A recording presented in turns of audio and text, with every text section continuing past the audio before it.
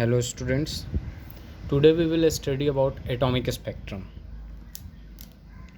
देखिए atomic spectrum में हमें पता है स्पेक्ट्रम क्या होता है। वाइट कलर्स में जो 7 कॉन्स्टिट्यूएंट कलर्स होते हैं, ठीक है, उसे हम क्या कहते हैं, स्पेक्ट्रम कहते हैं, ठीक है। जैसे कि इसमें देखिए एटॉमिक स्पेक्ट्रम में क्या हुआ कि जैसे कोई एटम को हमने क्या किया, हीट किया यहाँ से, ठीक है। जब हम इसे हीट करेंगे तो ये जो एटम है वो गैस में कन्वर्ट होगा। तो जब गैसियस स्टेट में जाएगा तो यहाँ पे जो गैस निकलेगा वो आपका पार्टिकुलर गैस आएगा, ठीक है, एमिट होगा। तो जो कलर होंगे, ठीक है, वो सारे कलर अवेलेबल नहीं होंगे, ठीक है। जैसे विबग्योर सपोज कर लीजिए तो या तो इसमें बस रेड होगा या फिर मान लीजिए विब ये वाला होगा, जैसे वॉयलेट होगा, इंडिगो होगा, ब्राउन होगा और रेड हो जाएगा, ठीक है। तो इसे हम कहते हैं एटॉमिक स्पेक्ट्रम, ठीक है। देखिए इस एटॉमिक स्पेक्ट्रम की जब इसमें बात करते हैं तो ये वाला जो होता है उसको हम डिस्क्रीट या फिर लाइन स्पेक्ट्रम कहते हैं, ठीक है। मतलब ये कि इसमें से कुछ कलर्स गायब हो जाते हैं, ठीक है, पार्टिकुलर कलर आते हैं, ठीक है। तो इसे हम डिस्क्रीट या लाइन स्पेक्ट्रम कहते हैं। एक होता है आपका कंटिन्यूअस स्पेक्ट्रम, ठीक है। तो कंटिन्यूअस स्पेक्ट्रम में सब कुछ ही अवेलेबल होता है, ठीक है। अब देखिए इसमें जब हम एटम्स की बात करते हैं तो सपोज ये आपका क्या हो गया, एक न्यूक्लियस हो गया और ये फर्स्ट सेल हो गया आपका, ये सेकंड सेल हो गया और ये हो गया आपका थर्ड सेल, ठीक है। देखिए यहाँ पे इलेक्ट्रॉन आपका अवेलेबल है, ठीक है। पहले वाले सेल का जो एनर्जी होता है वो कितना होता है, -13.6 इलेक्ट्रॉन वोल्ट, दूसरे वाले का -3.4 इलेक्ट्रॉन वोल्ट और थर्ड वाले का -1.51 इलेक्ट्रॉन वोल्ट, ठीक है। अब ये इस इलेक्ट्रॉन को इसमें जाना है, सपोज इस इलेक्ट्रॉन को, तो ये इलेक्ट्रॉन क्या करेगा, सबसे पहले एनर्जी एब्जॉर्ब करेगा, उसके बाद ये क्या करेगा, एक्साइट होके इस वाले इलेक्ट्रॉन में जाएगा, ठीक है। जब इलेक्ट्रॉन की बात करते हैं या फिर किसी भी चीज़ की बात करते हैं, किसी भी ऑब्जेक्ट या सब्सटेंस की, तो वो हमेशा अपने लोएस्ट एनर्जी लेवल में रहना चाहता है, क्योंकि लोएस्ट एनर्जी लेवल में हर चीज़ क्या होते हैं, स्टेबल होते हैं, ठीक है। तो इलेक्ट्रॉन जो होता है आपका, electron always try to remain in lowest energy.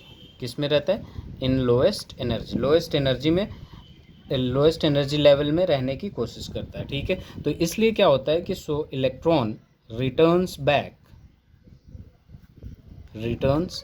Back, ठीक है। और फिर क्या होता है आपका, एनर्जी इज एमिटेड। देखिए यहाँ क्या होता है कि जैसे देखिए फर्स्ट सेल में सबसे कम एनर्जी होता है, माइनस में है, ठीक है, -13.6 इलेक्ट्रॉन वोल्ट सबसे कम एनर्जी है। इसके बाद इसमें ज़्यादा एनर्जी है, उसके बाद इसमें ज़्यादा एनर्जी है, नेगेटिव की वजह से ये सबसे कम एनर्जी है, ठीक है।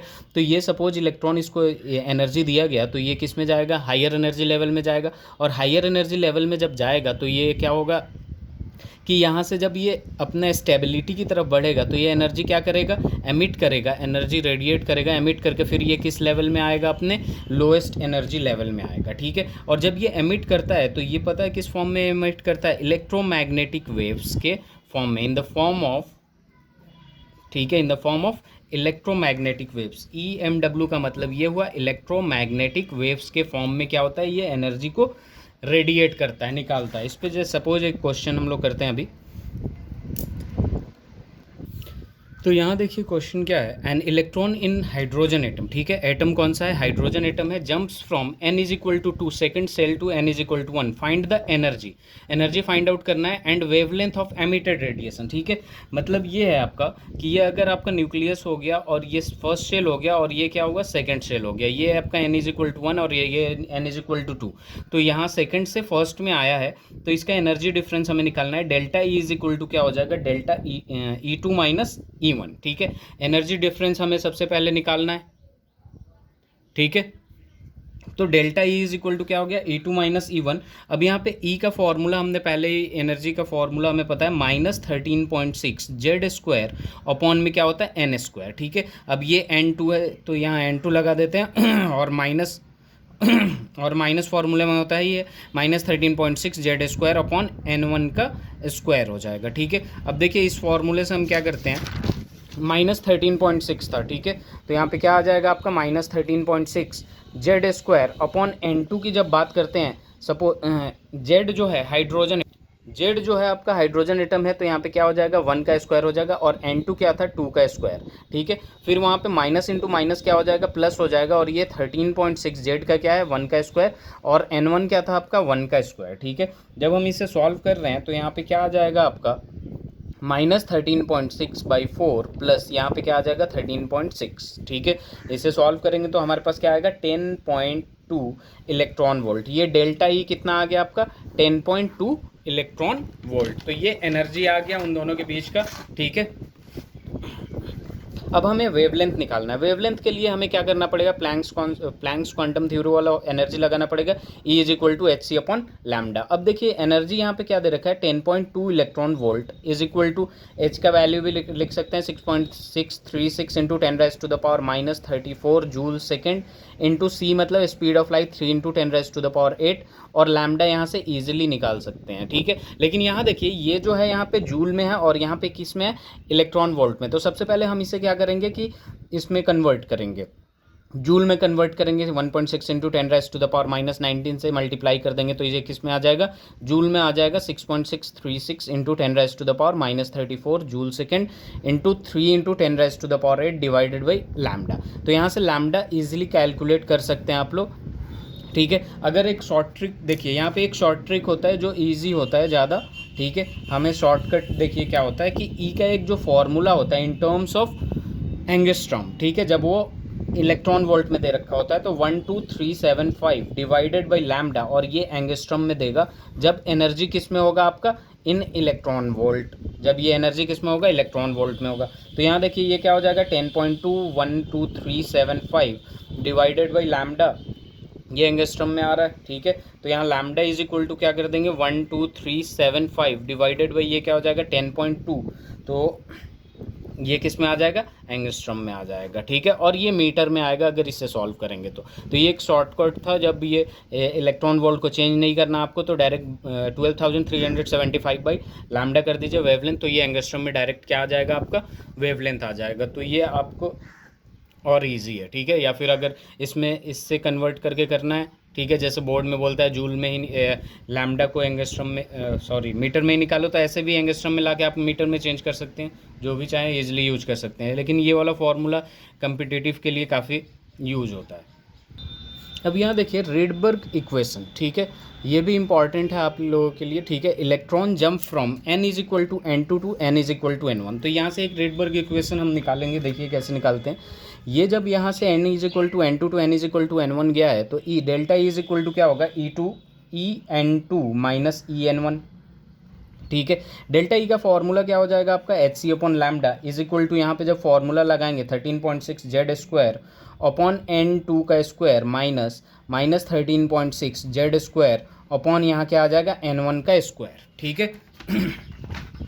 अब यहाँ देखिए क्या होगा आपका कि hc/λ है, ठीक है। तो यहाँ पे हम कर देते हैं आपका hc/λ, ठीक है। और यहाँ देखिए यहाँ पे माइनस माइनस प्लस हो जाएगा, और यहाँ पे हम ऐसे लिख सकते हैं 13.6 जेड स्क्वायर, और यहाँ पे इसको ये पॉजिटिव हो गया तो 1/n1 स्क्वायर, और ये नेगेटिव ही था 1/n2 का स्क्वायर, ठीक है।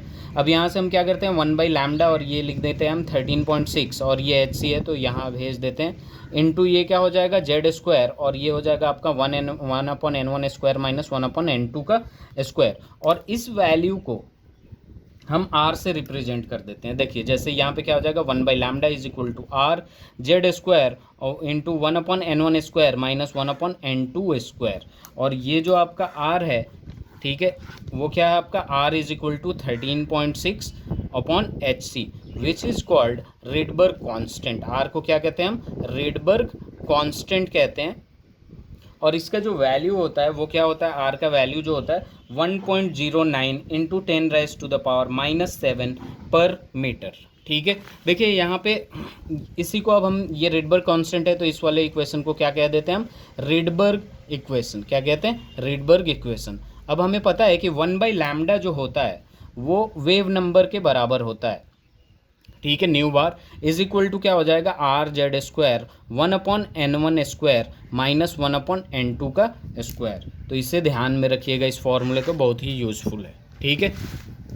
इस फॉर्मूले को ध्यान में रखिएगा, काफ़ी यूज़फुल है। इसमें हम एक क्वेश्चन करते हैं। ठीक है, देखिए क्वेश्चन क्या कहता है, calculate lambda when electron de excites, मतलब वापस आता है from n is equal to 2 to n is equal to 1, higher energy level से लोअर एनर्जी लेवल तक आता है।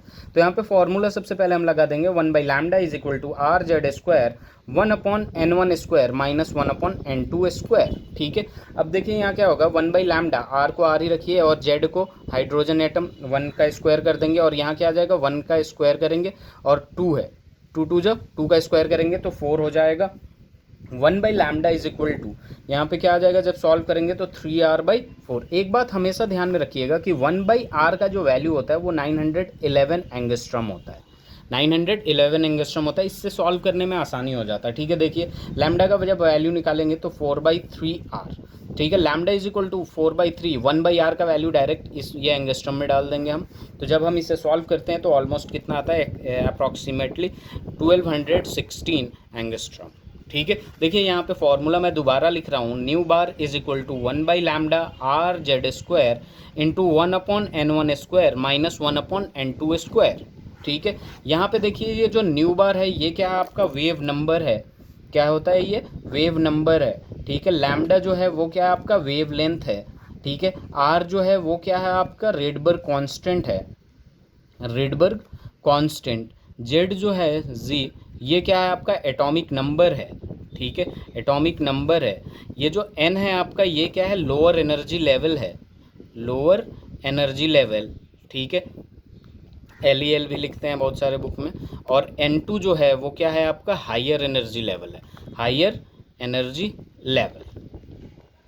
ठीक है, तो आई होप कि ये वाला लेक्चर आप लोगों को क्लियर हो गया हो। ठीक है, नेक्स्ट क्लास में हम लाइमन सीरीज, बाल्मर सीरीज के बारे में पढ़ेंगे। इसमें कोई भी प्रॉब्लम हो तो आप कमेंट में ज़रूर बताएं। Thank you so much.